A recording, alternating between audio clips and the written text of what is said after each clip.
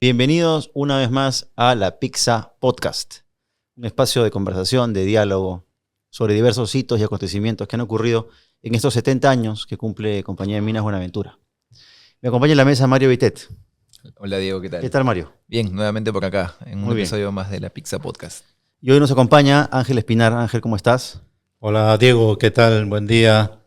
Mario, gusto de volverlos a ver. Claro que nos encontramos a diario en las oficinas, pero Ahora en aquí nuevamente. en otro contexto. En nos otro encontramos. contexto interesante, sí, sobre todo contento de celebrar los 70 años de nuestra querida empresa y estamos aquí para compartir junto con ustedes y con todos los oyentes que nos puedan acompañar posteriormente. Ángel, tú eres jefe de Sostenibilidad Ambiental y Recursos Hídricos de Buenaventura. Es correcto, es correcto. Yo ya llevo 12 años en la empresa, prácticamente llegué bajo los llamados de poder contribuir a la gestión del agua de Buenaventura.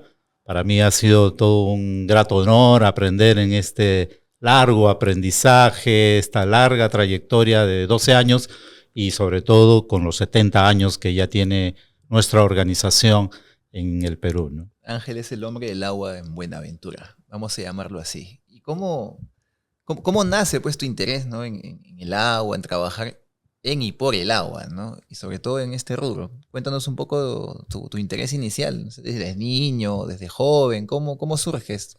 Bueno, y lo que dices sobre las aguas, sí, y en la empresa varios me han ido colocando algunas, como dicen, algunas chapas sobre el agua. Algunos me dicen el rey de las aguas, el hombre de las aguas, Aquaman, pero en realidad... Por las aguas. No, evidentemente No sé, las aguas naturales claro, y las aguas que dan vida, ¿no? Valga la aclaración. Exactamente. Sí, mis inicios con el agua en general nacen con un tema de vocación. Yo lo vivo así. Les tengo que confesar que yo he sido formado después de mis primeros años en la Universidad San Marcos en ingeniería metalúrgica. Yo cambié, digamos, de ruta académico profesional.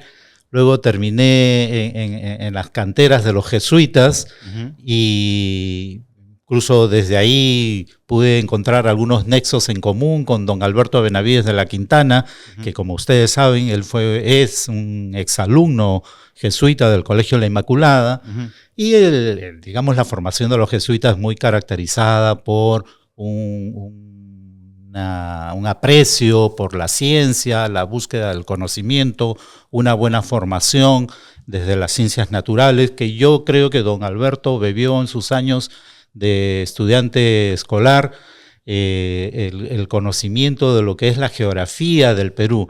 La sierra, como muy bien le gustaba a don Alberto, tuve el honor de conocerlo en vida y encontrar esos nexos en común. Entonces, mi historia con el agua pasa por una casualidad también de trabajar un buen tiempo con la Autoridad Nacional del Agua inicialmente, ¿no? Ahí es por eso yo digo que lo del agua lo he vivido como una vocación prácticamente hasta que llegué luego a Buenaventura, ¿no? Tú has enseñado en el Colegio Inmaculada. Es correcto, he sido profesor de la Inmaculada más de 2 años, aunque como les he comentado, vengo de las canteras de formación de los jesuitas. Claro. Y en la Inmaculada efectivamente hemos podido hacer varios trabajos con los chicos de conocimiento de la Sierra Andina, como partes de voluntariado. ¿Cuál era tu curso? Enseñaba varios cursos, enseñaba desde filosofía, enseñaba religión, enseñaba cívica. O sea, ahí cuando tú dices que vienes de las... No he entendido. Cuando dices vienes de las canteras de formación de los jesuitas, ¿quiere decir que estabas en un camino hacia...? Es correcto, yo era un jesuita. Exactamente. Exactamente. Mira, Y eso, Ángela. bueno, muy pocos tal vez lo tienen identificado, pero bueno, No yo sabía, sí vengo no de sabía. mi formación más o menos de muchos años en la Compañía de Jesús, prácticamente de lo que yo soy en términos formativos, se lo debo a los jesuitas, ¿no? Evidentemente yo he estudiado ingeniería, luego he estudiado antropología, He estudiado educación y estudié mis posgrados en gestión del agua, específicamente en la Universidad Católica, ¿no? Entonces tienes una relación larga con el agua. Exactamente. Y variada. Les comento, fíjense, cuando yo llego a la Autoridad de Aguas, prácticamente la autoridad recién había sido creada, ¿no? Y teníamos una nueva ley de recursos hídricos, con lo cual tuve las responsabilidades de generar todo un proceso de capacitación, formación para los que eran los funcionarios principales de la Autoridad de Aguas a nivel nacional. Entonces, una nueva ley de aguas, ¿no es cierto?, después de 40 años, que era la antigua ley general de aguas, y poder contribuir a aprender al mismo tiempo de estos funcionarios especialistas de aguas que recorrimos varios años construyendo la gestión hídrica en el país, ¿no? Uh-huh. ¿Qué tal fue esa experiencia?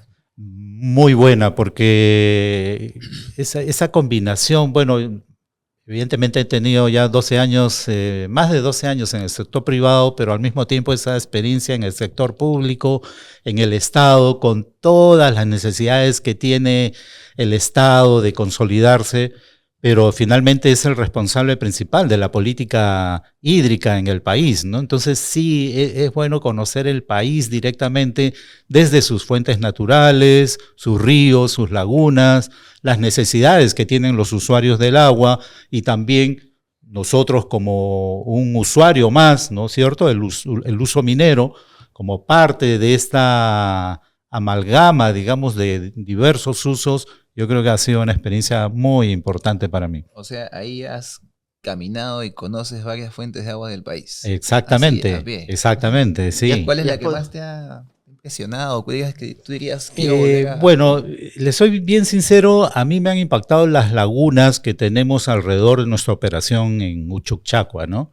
Esa es una operación rodeada de varias lagunas. Sí. Tenemos una responsabilidad bien importante respecto al manejo, a la protección de esas lagunas, porque contribuyen a lo que es la cuenca del Guaura y finalmente la vertiente del Pacífico, ¿no? Ahí tenemos Patón, Añilcocha, Cutacocha. Son lindas lagunas. Son lindas lagunas, sí. ¿no? Patón, sobre todo, es una laguna preciosa, ¿no? Ángel, el agua es el recurso más preciado, es elemental para la vida, pero también para el desarrollo, para la economía, para la sostenibilidad. Es correcto, es un vector importante del desarrollo. ¿Qué beneficios tiene? Hablando primero del agua en general, ¿no? Miren, en el país, el Perú somos un país rico en tener, digamos, cantidad de agua suficiente, bastante aguas. El octavo país con el acceso a este recurso, ¿no? Uh-huh. En el Perú no nos falta agua, lo que nos falta tal vez es aprovecharla un poco mejor. Entonces, lo que ocurre también poco por la formación de nuestro país es, imagínense ustedes, ¿no? Háganse una idea, la mayor cantidad de agua está en la cuenca del Atlántico, ¿no es cierto? Sí. Sin embargo, la mayor concentración de población está para el lado del Pacífico, donde hay menor disponibilidad de agua, ¿no? Entonces, por los procesos históricos, por los procesos migratorios, la población se ha ido concentrando en la costa, donde la disponibilidad de agua es menor, ¿no? Por eso es que ustedes ven a lo largo de la historia hidráulica del Perú, las principales infraestructuras hidráulicas, sobre todo las presas de agua, se han ido construyendo inicialmente en la costa del Perú, ¿no? Claro. Entonces eso es una situación interesante, pero al mismo tiempo un desafío porque nos obliga a gestionar adecuadamente el agua, ¿no? O sea, no nos falta agua. Exactamente. Lo que nos falta es gestionar el agua. Es correcto. Lo que falta es gestionar las intervenciones, porque en riqueza hídrica tenemos pues desde glaciares, estamos hablando también de agua, digamos, de lluvia que si no se embalsa termina yéndose al mar y que se podría aprovechar. Ya, es cierto, o sea, no disponemos de suficiente infraestructura hidráulica que pudiera aprovecharse el recurso hídrico. Ojo que también es importante que esas escorrentías, producto de las lluvias, vayan hacia el mar, porque forman parte del ciclo, digamos, nutritivo, por decirlo así, del propio océano, del mar, ¿no? Sí. Pero ustedes ven que en el país las eficiencias que hay respecto al agua de los diversos usos es bien disparejo, ¿no? Tenemos un importante sector agrícola, ¿no es cierto? Que es importante para el desarrollo del país, para el trabajo, para la generación de alimentos. Sin embargo, las eficiencias que tiene el sector agrario todavía tiene mucho por trabajar, porque es el que usa más agua, casi alrededor del 70% de la disponibilidad del agua. Sin embargo, su eficiencia en el uso del agua para riego está más o menos en el orden del 30%, ¿no? Ángel, ¿y tú crees que esta cuestión de la poca gestión o una gestión, digamos, limitada, se debe a una capacidad técnica de los profesionales en el país o se debe también a un tipo de infraestructura institucional que no permite el desarrollo o que no tiene una visión, digamos, que va orientada hacia el manejo de recursos hídricos? Yo recuerdo que una de las primeras cosas que yo escuché sobre el agua cuando estaba, me parece, en la universidad, fue el manejo de cuencas. Y un profesor mío decía, el Perú no debería estar constituido en regiones políticas, geopolíticas, sino debería estar administrado en base a sus cuencas. ¿Qué podrías decirnos más o menos de eso? Ya, eso es un buen punto. Hay unos mapas sobre la configuración hidrográfica de las cuencas.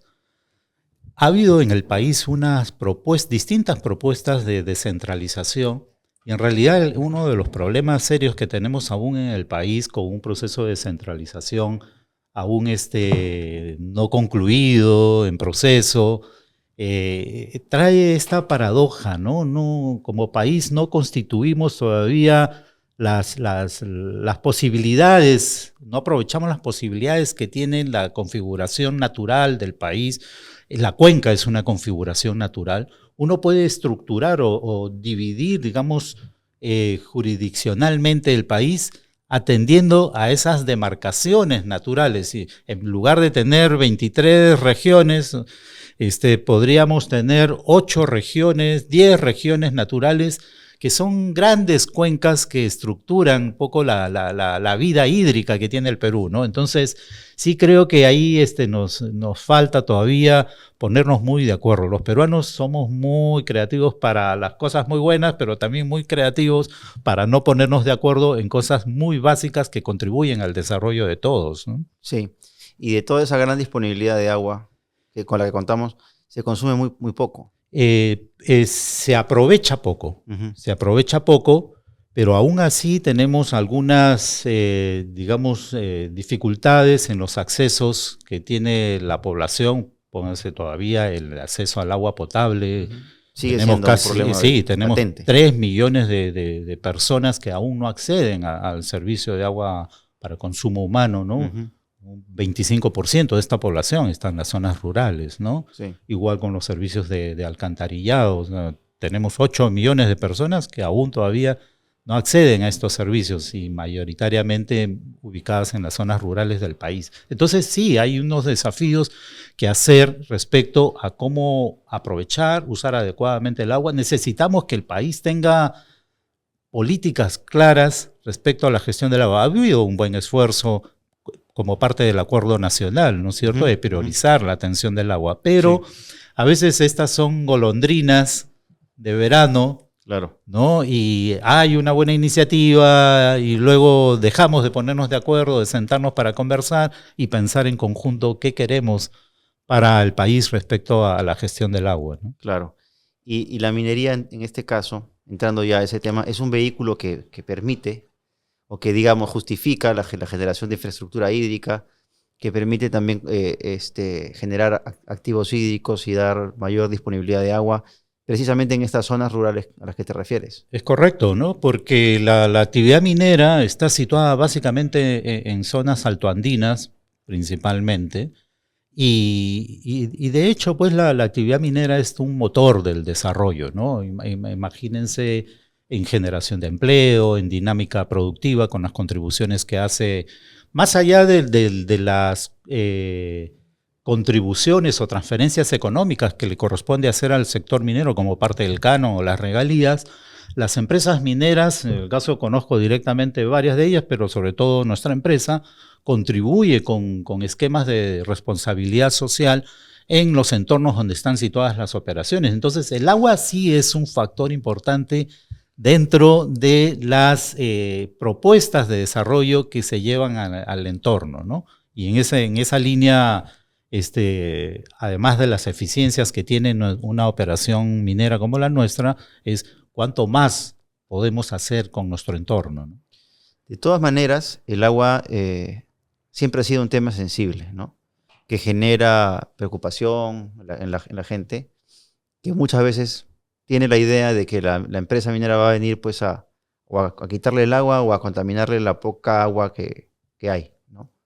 Pero esta, digamos, no es la realidad. Y es un poco curioso, ¿no? Porque un poco juntando lo que decía Ángel, ¿no? En el Perú tenemos agua, lo que no tenemos es la capacidad o el nivel de aprovecharla a tal nivel, y cuando de repente aparece un proyecto minero que tiene ciertas componentes de agua y tiene algunas iniciativas para poder aprovecharlo mejor, pues el agua pasa a ser, digamos, el primer protagonista, ¿no? Uh-huh. Cuando no está ahí es como que, bueno, dejámoslo discurrir, pero en este caso sí.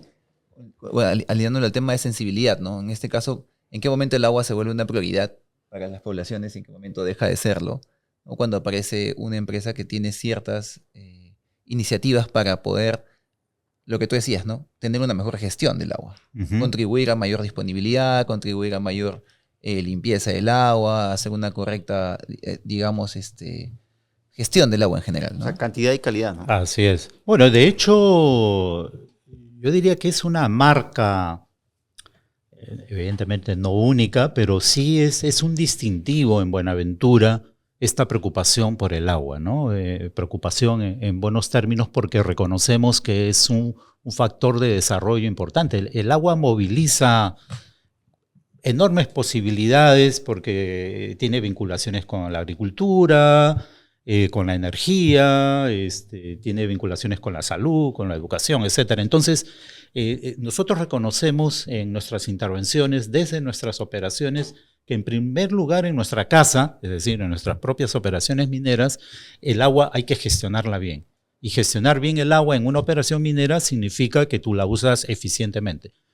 Luego podremos ir profundizando en este tema específico, pero además la empresa minera, el proyecto minero, entiende que el agua la comparte con otros usuarios que forman parte de la cuenca donde está situada la operación, ¿no? Entonces, pero también identifica que esa agua que discurre a veces no es suficientemente aprovechada. Hay varias regiones en nuestro país que tiene el agua, pero no tiene los mecanismos de gestión, la institucionalidad, como bien mencionaste en un momento, y no tiene pues tal vez las capacidades para poder implementar un mejor aprovechamiento de este recurso hídrico, ¿no? Entonces ahí sí viene nuestra intervención, pero ojo, que tampoco no somos los únicos que resolvemos todos los temas o problemas. A mí me gusta mucho cuando se habla, por ejemplo, Roque Benavides, que es nuestro presidente del directorio, que esto tiene que ser una responsabilidad compartida, ¿no? Eso es un enfoque fundamental en el país, crear valor compartido. Va en esa línea. Y por otro lado, tenemos que ir construyendo, como él también insiste, una hermandad del agua, es decir, crear condiciones de confianza para ponernos de acuerdo. El agua no tiene por qué desunirnos, el agua ¿no? debe unirnos para pensar juntos cómo podemos aprovecharla mejor, ¿no? Uh-huh. ¿Cómo se concibe la gestión del agua? ¿Cuál es el primer paso? Estamos hablando, nos mencionabas tú, en la operación minera. El primer paso es el uso eficiente, la recirculación, el tratamiento. O sea, ¿dónde digamos, comienza todo esto? Y cómo después esto va, digamos, beneficiando al entorno. El agua primero y mina después. Claro. Es correcto. ¿Cómo es? De hecho, ¿puede ser distinto en un proyecto minero que en una operación activa? ¿O no necesariamente? Sí, hay algunas variantes según digamos, la realidad hídrica que tiene ese entorno, ¿no? Porque podemos estar en un entorno que tenga abundante disponibilidad hídrica. Uh-huh. Muchas de nuestras operaciones tienen bastante agua en realidad en sus entornos. Uno piensa, les mencioné Uchucchacua, sí, que está rodeada de lagunas, o sea, hay agua que está ubicada en Ollón, ¿no? La Ollón es correcto, ¿no? Entre la frontera de la región Lima y Pasco. Pasco. Entonces, en temporadas de lluvias, ahí llueve abundantemente, Ujú. la zona es bastante permeable, infiltra, y con lo cual se generan colchones de agua. Nosotros tenemos que estar batallando todo el tiempo porque son una mina subterránea Claro. y infiltra, ¿no es cierto?, en las actividades subterráneas, y tenemos que hacer un manejo adecuado de estas aguas Ujú. para tratarlas, llevarlas al medio ambiente, en fin, pero todo forma parte del círculo. Entonces, ¿con qué comienza? En realidad comienza con un buen conocimiento, valga la redundancia del tema,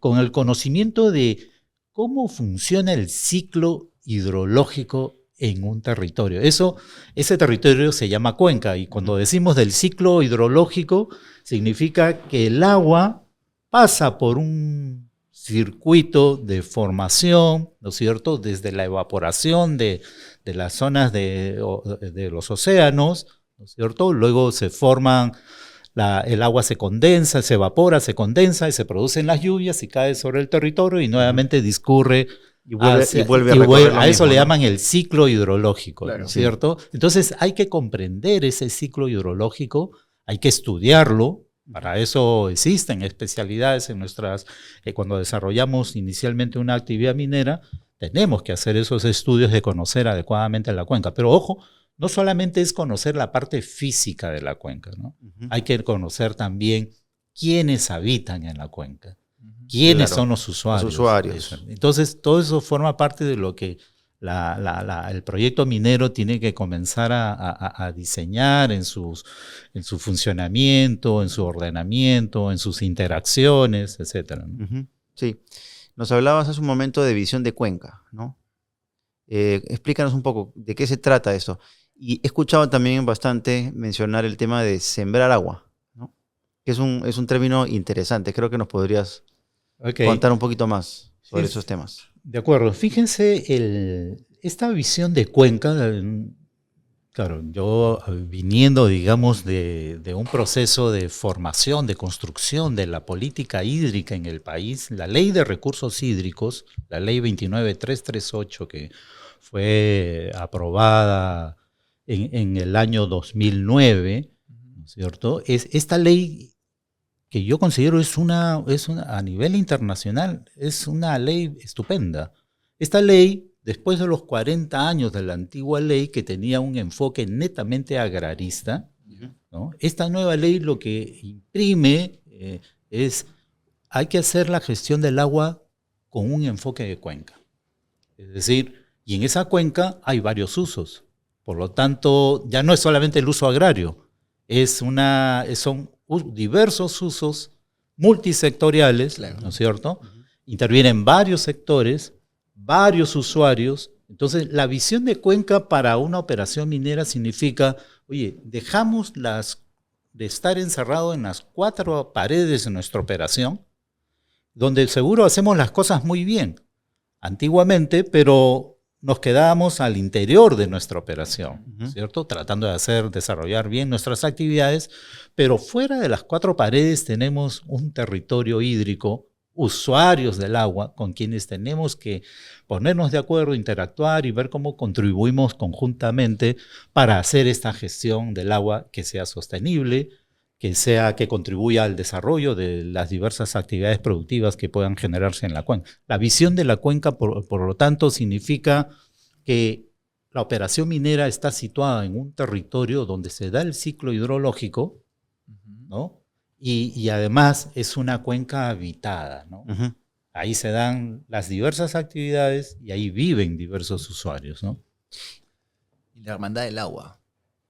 Hacia allá íbamos. ¿Qué queremos decir con la hermandad del agua? Creo que tiene mucha relación con lo que estás mencionando. Es correcto. ¿no? A ver, es De relacionarse un nivel entre... más ahí de Pero- hermandad. Pero claro, efectivamente, como tú dices, o sea, va más allá de una simple relación. Una hermandad te habla de algo mucho más profundo, más cercano, más cohesionado, ¿no? Así es. Entonces, fíjense, en esta visión de cuenca, o sea, la cuenca tiene una configuración territorial desde la parte alta, la parte media, la parte baja, ¿no? Ujú. Entonces, cuando hablamos de la hermandad, o sea, hay que enfocarla en diversas escalas. Puede ser que en la parte alta yo tenga que construir relaciones de confianza con los otros actores de la cuenca, sean las autoridades locales, sean los usuarios del agua.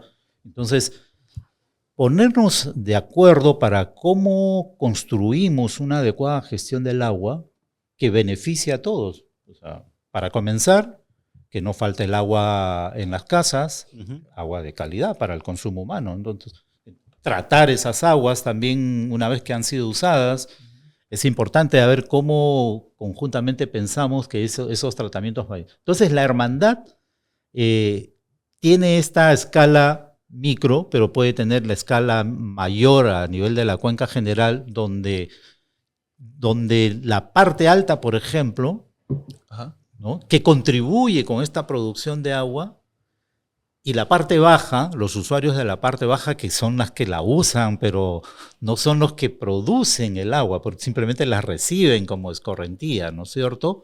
Y la acumulan y la aprovechan. Pero recuerden que en la parte alta, y tenemos casos muy interesantes, por ejemplo, a nivel de la cuenca Huancavelica, la cuenca Conica, ¿no? Ahí se ha gestado una hermandad del agua, porque abajo están los agroexportadores, los agricultores de la zona baja, pero el agua viene desde Huancavelica. Entonces, ambos espacios, ambas instancias políticas, por ejemplo, porque ahí hemos tenido gobernadores que han tenido que conversar para construir esa hermandad del agua, ¿no? Entonces, en la cuenca mayor, cuando hay dos regiones que comparten el agua, entonces ahí hay que construir la hermandad, ¿no? Pero también esa hermandad hay que construirla, si nosotros somos un proyecto minero emplazado en una microcuenca, hay que construirla con los demás actores. Claro. Así es. Como un sistema de arterias, ¿no?, que hacen que funcionemos todos y podamos andar. Así es correcto. La metáfora aplica para este caso también, ¿no? Yo siempre he tenido una duda, no sé si a veces en un sitio hay agua, pero esa agua no es disponible para el consumo humano, y sobre esa agua o sea, ya que naturalmente es no disponible para el consumo humano, se asienta un proyecto minero, ¿no? Ahí entramos también en algunas suspicacias, podemos entrar en algunos discursos, digamos, que esa agua la contamina la mina. Entonces, en esos casos, ¿cómo es un agua que ya está, digamos, naturalmente no disponible para el consumo humano? Claro, porque hay agua que ya tiene carga de metales naturalmente, entre otros componentes, aguas ácidas, ¿no? Que digamos por la misma composición, me imagino yo, pues de la tierra o del lugar, del espacio en el que se encuentran, ya tienen ciertas características que, como dice Mario, no le permiten, pues, ser consumida por las personas. Yo entiendo que eso no significa obviamente que vamos a seguir, digamos, como ya está contaminado, vamos a contaminar, ¿no? Como no es disponible, digamos, ¿no? Claro, eso correcto. Claro. Aunque tratamos de usar preferentemente esas aguas para los procesos minero-metalúrgicos, por ejemplo, ¿no? Sí, hay en el país, sobre todo ahí donde se emplazan nuestras operaciones, porque hay condiciones naturales, geológicas, que hacen que estas aguas naturalmente adquieran determinadas propiedades, ¿no? Es decir, tienen pHs, o sea, condiciones de acidez relativamente baja, con los cuales no son aptas para el consumo humano o no son aptas para el riego agrícola. Entonces, lo que se hace es ver en qué medida un proyecto minero puede sí aprovechar esas aguas, ¿no? Porque para su operación. Para su operación, porque son aguas que de alguna forma pueden ser utilizables en un proceso metalúrgico, ¿no? La gente no sabe que la minería necesita de agua para producir. O sea, el proceso metalúrgico, la operación en general requiere de agua. Es correcto, ¿No es cierto? correcto. Y este uso de agua es ultra eficiente. Eso es también algo que no se conoce. Se recircula prácticamente. Yo tengo entendido que en operaciones subterráneas y en operaciones de tajo abierto hay unos porcentajes importantes de recirculación, que sería bueno poder comentarlos y darlos a conocer. Y también sería importante añadido, luego la recirculación es lo que se devuelve, ¿no? Correcto. Y está relacionado a lo que tú decías, que muchas veces esa agua que antes no estaba disponible, al devolverla ya luego de haber pasado por un proceso de tratamiento, sí sale disponible. Es correcto, así es. En mejor condición, mejor calidad. Ya, les explico. Es un tema medio complejo, pero tratemos de explicarlo a ver de una manera Acuérdate cuando didáctica. eras profesor jesuita, nosotros somos tus estudiantes ahí. De ese Nosotros colegio. y todos los que nos están mirando. Bueno, sí, no, y hace poco he tenido un grupo de alumnos ahí en ESAN, en un diplomado de gestión del agua en actividades mineras también, siempre discutimos de estos temas. Primero, respecto a la eficiencia, hay la percepción de que, y a veces yo diría con su sesgo, no siempre bien intencionado, y que la actividad minera se lleva todo el agua. No es cierto, no es cierto. Primero hemos señalado que en el Perú hay bastante cantidad de agua disponible. Segundo, una operación minera, por el tipo de procesos, ¿no? de la producción misma, el proceso metalúrgico, normalmente en el caso nuestro tenemos dos tipos de procesos. Uno de flotación, que sí toma una cantidad de agua diferenciada del proceso, por ejemplo, de lixiviación, que suele ser más en circuito cerrado.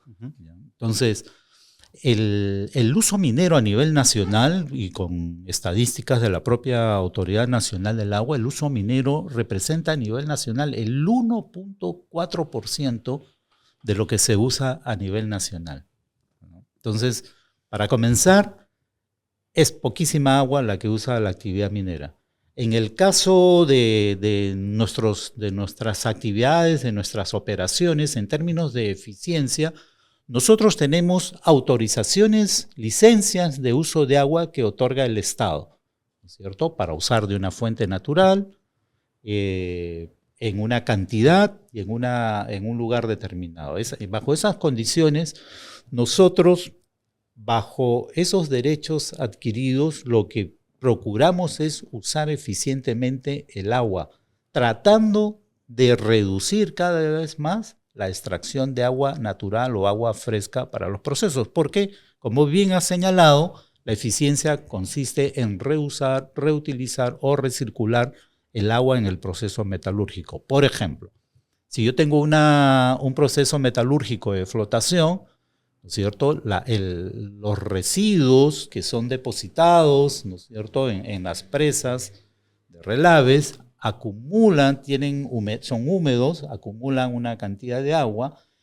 Al formarse un espejo de agua, esa agua es retornada a la planta, es reutilizada. En las minas subterráneas estamos hablando en nuestras operaciones alrededor del 85% de reutilización, con lo cual dejas de tomar agua de la fuente natural. Claro. En los casos de las minas de tajo abierto, como tenemos por ejemplo en el norte, en Cajamarca, en nuestras operaciones en La Zanja, en Tantahuatay, por el tipo de proceso metalúrgico que es bastante, la aplicación de las tecnologías hace que el circuito sea cerrado, prácticamente las tasas de recirculación llegan alrededor del 95-98%. Lo único que se recupera es por la evaporación del agua que se produce en los pads. Claro.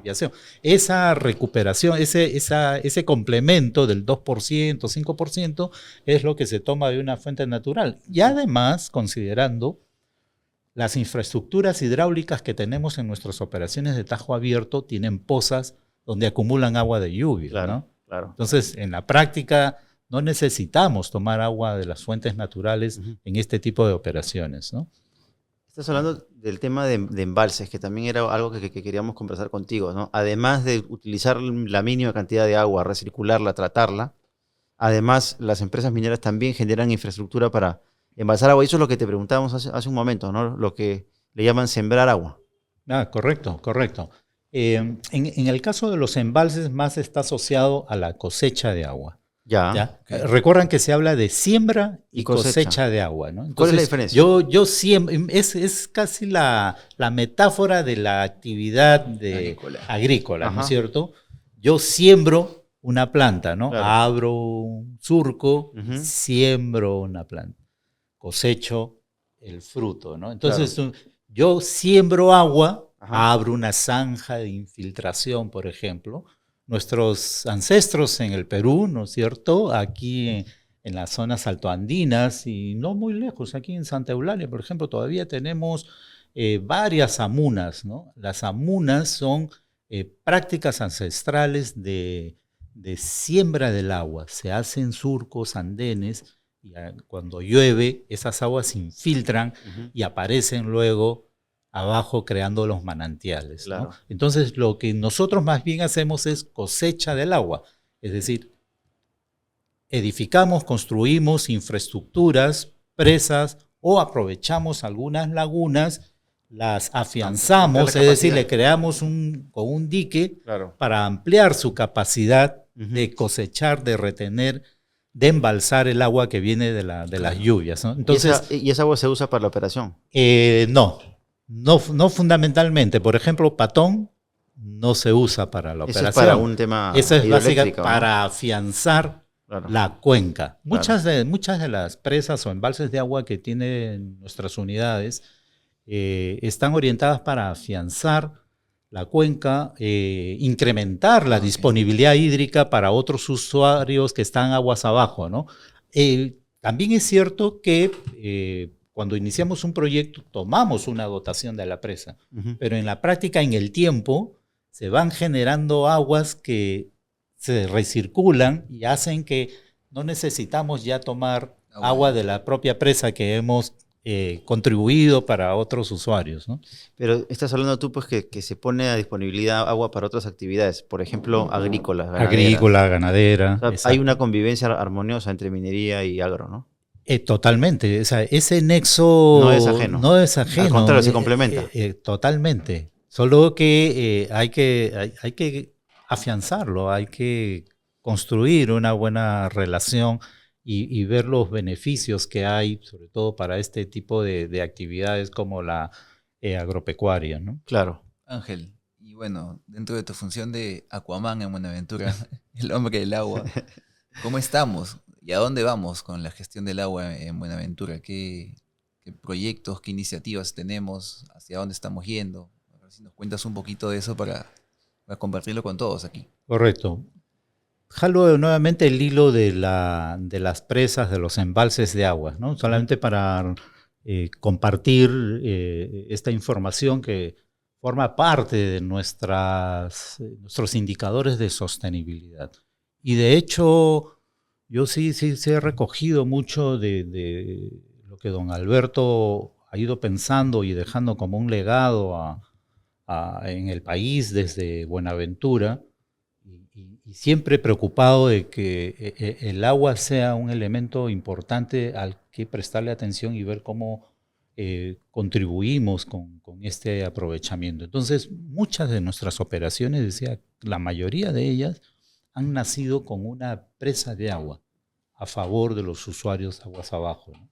Entonces, en la práctica, cuando tú dices, es efectivamente primero el agua, la mina después. Agua primero, ¿no? mina después. Así es. Esa es la realidad.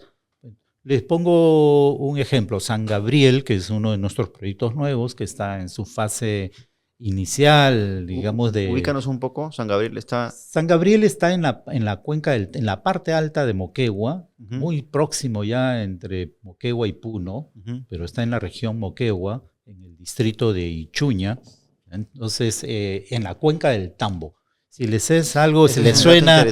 Si les suena algo la cuenca del Tambo, porque en la parte baja el Valle del Tambo. Está el Valle del Tambo, donde tenemos usuarios agrarios que tienen sus percepciones, sus posiciones respecto, por ejemplo, a un proyecto minero como es el de Tía María, ¿no? Entonces, pero en la parte alta sí hemos logrado construir, ¿no?, en la parte alta de esta cuenca, muy buenas relaciones con las comunidades. Ojo que no están exentas y cualquier claro, relación que se va construyendo nos pasa también hasta con las personas que formamos parte de una familia. Siempre podemos tener nuestros desencuentros, pero ahí se ha construido y se viene afianzando una buena relación con estas comunidades, con estos usuarios. Y también es real que, por ejemplo, hay efectos del cambio climático que hace que algunas zonas tengan mayor disponibilidad de agua y otras tengan menos, ¿no? Entonces, en esa parte de la cuenca, estamos contribuyendo con la construcción de una presa de agua de alrededor de 700.000 metros cúbicos que va a facilitar los accesos del agua del uso de los regantes, de los agricultores, de los que se dedican a la actividad ganadera. Entonces, y además considerando que esa presa de agua, el proyecto no va a usar nada de esa agua. Claro. Ok. Porque va a reutilizar las aguas de su propio proceso minero. Entonces, pero sí es importante hacer esa contribución, ¿no? Ese es el legado que debe dejar San Gabriel en realidad a esta población, ¿no? ¿Cuántas presas son las que maneja Buenaventura? A ver, tenemos casi... Esta se está sumando a una cantidad es correcto, que ya existe. Sí, mira, a nivel de las 7 operaciones mineras, nosotros contribuimos con 28 millones de metros cúbicos. Para hacernos una idea... Eso es al año, ¿no? Eso es en la capacidad de embalsamiento que tiene la presa. Imaginémonos comparativamente el Estadio Nacional puede almacenar 1 millón de metros cúbicos. Es como tener 28 estadios. O sea, esa es, digamos, la cantidad de agua que Buenaventura entrega a las comunidades vecinas, a las poblaciones de los alrededores. ¿Cuántos estadios? 28 estadios. 28 estadios nacionales llenos de agua. Por supuesto que se llena en una temporada de lluvias y va discurriendo a lo largo del año, ¿no? Claro. ¿Cierto? Estamos hablando solamente de las operaciones directas, no estamos hablando de, por ejemplo, Cerro Verde, que vendría a ser una empresa afiliada. Correcto, ya. Cerro Verde, por ejemplo, Cerro Verde tiene una, bueno, dicho sea de paso, nosotros tenemos una relación compartida con Cerro Verde, somos socios estratégicos. Cerro Verde, además de las muchas contribuciones que tiene Cerro Verde a la región Arequipa, bastante bien reconocidas, Cerro Verde tiene la presa Pillones, que es de 80 millones de metros cúbicos. Entonces, indirectamente, porque es la apuesta que tiene el sector en torno a las contribuciones hídricas. 80 millones. 80 millones. 80 estadios nacionales llenos de agua. Claro. Para Arequipa. O imaginémonos Patón, por ejemplo, Patón que está en Uchucchacua, que ya hemos comentado, Patón tiene más de 7 millones de capacidad de almacenamiento, Añilcocha más de 8 millones, ¿no? Entonces, ¿cuál de todas es la más grande actualmente? Tenemos la presa que tenemos en Orcopampa, esa está cerca de los 10 millones de metros cúbicos, ¿no? Son datos interesantes. Así es. Entonces San Gabriel viene a hacer una contribución de 700.000 metros cúbicos. Trapiche, que es un proyecto que tenemos en Apurímac, también va a tener una presa de agua para poder contribuir con la actividad agrícola. Entonces, sí, esta visión de cuenca va alineada a una mejor gestión, aprovechamiento del recurso hídrico, y es parte de la continuidad del legado, ¿no es cierto?, que en estos 70 años podemos afirmar es la apuesta de Buenaventura por el desarrollo del país. Es una huella. Es una huella, es correcto. Y hay un tema que se llama la huella hídrica, precisamente. Como la huella que dejas al caminar. Exactamente, ese es el símil del legado, ¿no? Fíjense, la huella hídrica hay que entenderla en dos sentidos. Todas nuestras unidades operativas y proyectos tienen una huella hídrica en la medida que nosotros cumplimos con usar el agua eficientemente en una cantidad determinada, la tenemos que reportar permanentemente al Estado, cuánta agua hemos usado, por temas de transparencia pública, además por un control interno del cumplimiento de las obligaciones ambientales que tenemos en nuestras operaciones respecto al agua, para plantearnos también metas de reducción concretas, ¿no es cierto?, y de eficiencia con la recirculación. Pero la huella hídrica, hay otra dimensión interesante que es la ISO 1446, que llaman la huella de agua. Es una nueva ISO que en los últimos años la Autoridad Nacional del Agua ha estado impulsando con fuerza a través de un mecanismo que llaman el certificado azul. ¿Ya? Entonces, el certificado azul es un reconocimiento que hace el Estado a través del ANA, de la Autoridad de Aguas, a aquellas actividades o empresas que usan eficientemente el agua. Entonces, El año 2017 iniciamos en Coimolache, en la unidad operativa Tantahuatay, estos esfuerzos que implican 2 proyectos. Un proyecto de reducción, primero medir tu huella hídrica, aplicando los criterios de la ISO 1446. Mides tu huella hídrica y en función de esa línea base de tu huella, planteas durante un año 2 proyectos. Un proyecto de reducción de tu huella, así como la has identificado como tu línea base, y un proyecto de valor compartido, es decir, en algunas actividades que tengan relación con la comunidad respecto al agua. Entonces, en Coimolache lo que hicimos es, por primera vez, en el año 2017 al 2018, la autoridad reconoció a la primera empresa minero-metálica en el Perú como empresa hídricamente responsable y le otorgó el certificado azul. ¿Cuáles fueron los proyectos?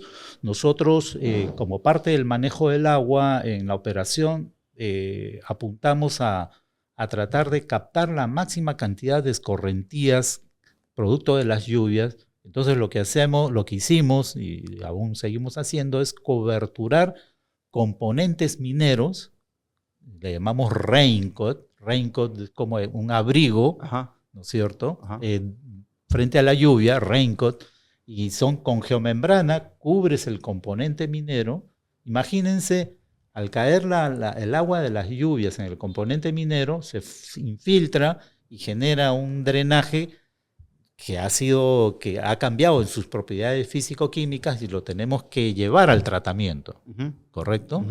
Para luego poder devolverlas al ambiente. Entonces, a través de ese proyecto de reducción de huella, hemos contribuido significativamente con aportes de agua natural a la cuenca donde están estos componentes y además con las comunidades del entorno se construyeron microreservorios familiares. Eso es cosecha de agua. Del agua. Claro. Pero a nivel de microreservorios para las familias de nuestra área de influencia. Entonces, el año 2018 nos entregaron el primer certificado azul.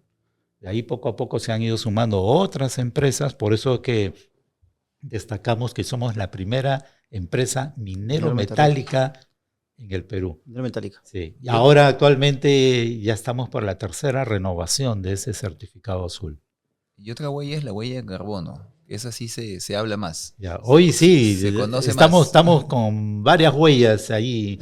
Seguro en algún momento va a salir la huella de la biodiversidad, me imagino.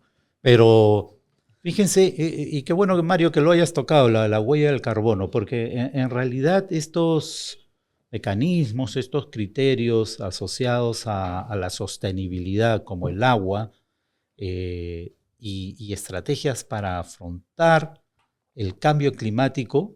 Ustedes saben que a nivel global, y en el caso del Perú también estamos adscritos a estas preocupaciones e intervenciones. Todos sabemos que los cambios de la temperatura en general están cambiando. Hoy mismo, que se supone en el Perú estamos en invierno, andamos en manga corta todavía. Entonces, ya la ciencia ha identificado que las alteraciones en el clima es producto de las actividades industriales, antropogénicas, ¿no? Las actividades que realiza el ser humano y las emisiones de gases de efecto invernadero, es decir, la huella de carbono, ¿no? Claro. Son las que de alguna forma hay que mitigarlas, hay que reducirlas para afrontar los desafíos del cambio climático. Entonces, en Buenaventura también hemos medido nuestra huella desde el año 21. Acabamos recientemente de medir la huella de carbono de las 7 operaciones, inclusive de las oficinas de Lima. Y en realidad lo que hay que señalar que en el caso del Perú, y mucho más de la actividad minera, la huella de carbono es sumamente pequeña, muy pequeña. Y la de Buenaventura es, yo diría, casi nada significativa. Pero quiero resaltar un tema respecto a la huella del carbono que es nuestra contribución como Buenaventura y tiene que ver con el portafolio hidroenergético que tiene la compañía, ¿no? Sobre todo a través de la central hidroeléctrica Huanza. Ujú. Huanza produce energía renovable, energía limpia, que está basada, por eso es energía hidroeléctrica, basada en el agua, ¿no es cierto? Esa energía renovable forma parte de todos los consumos que tienen nuestras operaciones mineras para poder realizar sus actividades. O sea, usamos fundamentalmente energía limpia. El año 21, el 72% de energía consumida por nuestras operaciones ha sido energía limpia. Y de una fuente propia, ¿no? Es una fuente propia, así es. El año pasado, el 22, el 68% ha sido de energía limpia. Bajó un poco porque una de nuestras turbinas estuvo en mantenimiento y tenemos proyectado hacia adelante seguir en estos esfuerzos de generación de energía renovable y que la actividad minera tenga una huella, ¿no es cierto?, sostenible respecto a las emisiones de gases de efecto invernadero. Aún quedan tareas pendientes. Por supuesto. Pero ¿hacia dónde nos dirigimos en el ámbito del agua? En general, en el país, en el ámbito minero, en el ámbito de Buenaventura, ¿no? ¿Hacia dónde estamos yendo? Muy bien, la pregunta es interesante, Diego, porque en realidad yo soy miembro integrante del Consejo de Cuenca de Recursos Hídricos de la Cuenca Chancay-Lambayeque, representando a Minera Coimolache y representando a los usuarios no agrarios. Los no agrarios son mineros, industriales, energéticos, piscícolas, ¿no? En la cuenca del Chancay-Lambayeque por Cajamarca, ¿no?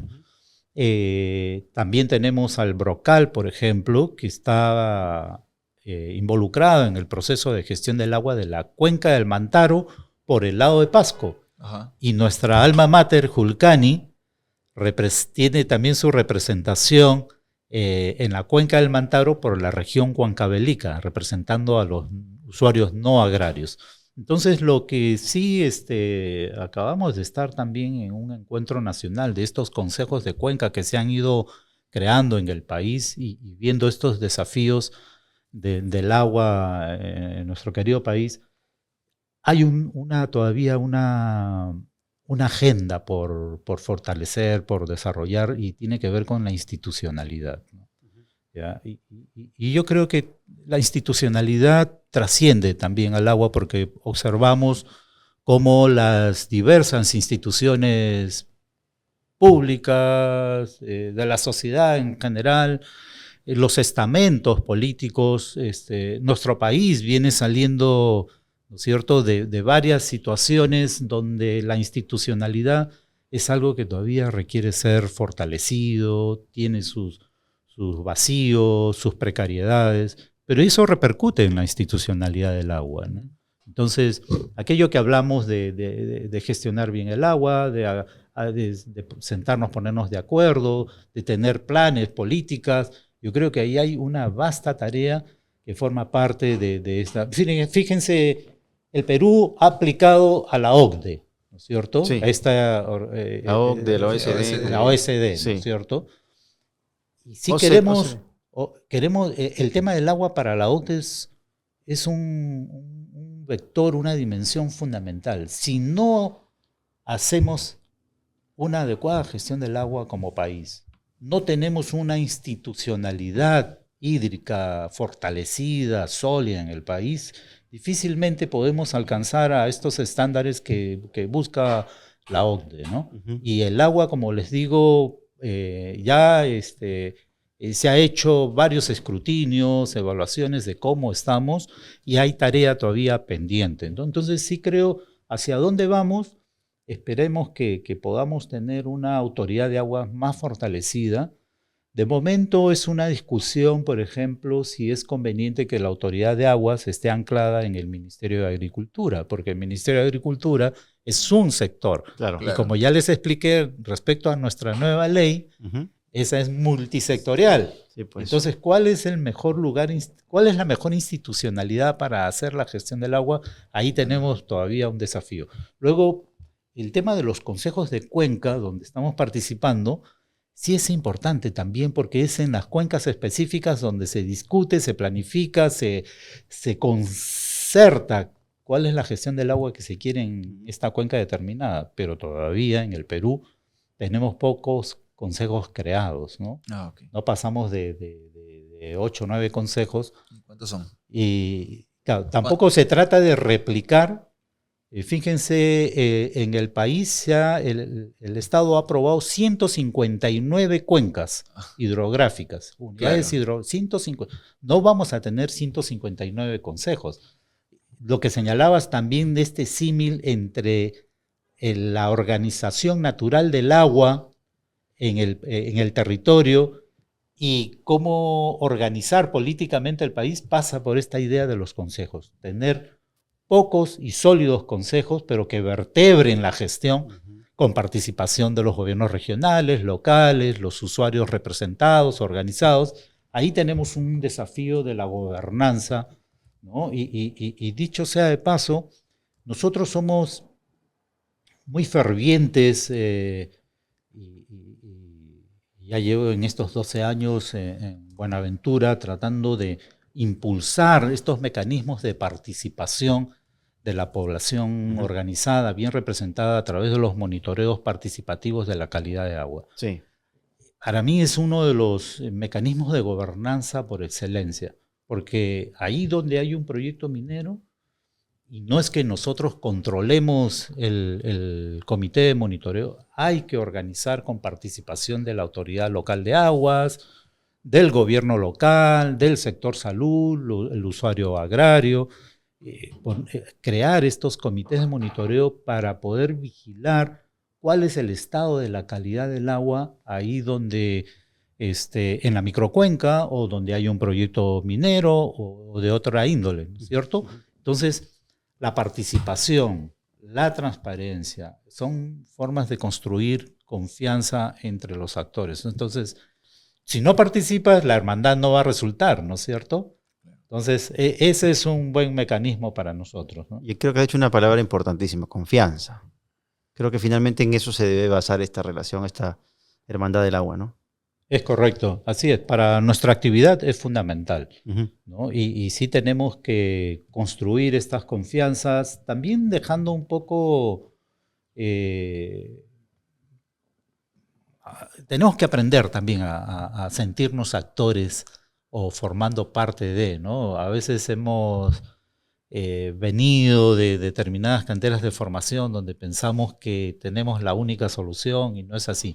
Somos parte de esa solución, ¿no? Lo mismo que insistía Roque, nuestro presidente, es una responsabilidad compartida, ¿no? Entonces, en esa construcción de confianza tenemos una responsabilidad, pero los otros actores, tanto en las diversas instancias de gobierno y de la sociedad, esa confianza debe ser recíproca, ¿no? Entonces, a veces hay muchos sesgos, muchas percepciones que son importantes aclararlas, informarlas, ¿no? Y cuando me dices, bueno, y finalmente, ¿hacia dónde vamos? Yo diría, volvamos la mirada a nuestras fuentes, ¿no? Y nuestras fuentes nos marcó un derrotero, don Alberto, de lo que quiso para este país, desde una localidad muy olvidada hace 70 años como Huancavelica, apostando desde Julcani, ¿no es cierto?, con una actividad productiva importante que hoy en día pues ha alcanzado ya niveles de contribución. Para nadie es innegable que la actividad minera es el motor del desarrollo del país. Creo que necesitamos ponernos muy bien de acuerdo qué país queremos construir contando con esta actividad productiva, generativa del desarrollo, del empleo. Y el agua sí sigue siendo un factor importante para esta actividad. Creo que tenemos un compromiso de continuar con ese legado y creo que vamos por 70 años más y mucho más, ¿no? Bien. Te íbamos a decir, Ángel, unas palabras finales, pero creo que las acabas de decir. Totalmente. Excelente. Un buen cierre. Bueno, ya hemos llegado Muy al buena, final muy buena ya conversación, Ángel. de ese podcast bastante entretenido contigo, conocerte un poco más también a profundidad, ¿no? De lo que hacías antes y cómo llegaste aquí, ¿no? Estamos bastante contentos, creo que, con la información y con lo que nos has contado en esta confianza. Bueno, para cerrar el podcast tenemos una dinámica, ¿no, Diego? ¿Lo podemos explicar ahí Sí, un poquito es más un a ping-pong. detalle? Ah, ya, ya. Te vamos a decir Ah, una, ya, ya. una palabra y tú nos respondes con la primera que se tenga a la mente. La primera. Ya, correcto. ¿Ya? Así, rápidamente. No me desnuden, nada más. No, no, no te preocupes.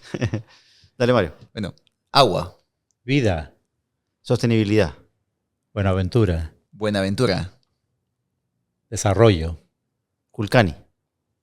la casa madre, Don Alberto Benavides, un legado para el Perú, Huancavelica. tierra madre, Perú. el destino donde queremos morir. Muy bien. Bravo. Muchas gracias, Ángel. Muy bien, gracias. Esperamos tenerte Diego. Espero nuevamente te por hayas acá. sentido bastante cómodo aquí en esta No, conversación. muy bien, Y perfecto. que sabes que el tema da para mucho más. Ah, sin duda, cuando Muchísimo gusten y felicitaciones a todos nosotros. También me felicito a mí mismo por ser parte de esta familia en Buenaventura ¿Eh? y que celebremos bien los 70 años. Muchas Felicidades gracias. para todos. Gracias. Gracias. Muchas gracias Ángel. y nos vemos en otro episodio de la Pizza Cuídate. Podcast. Hasta pronto.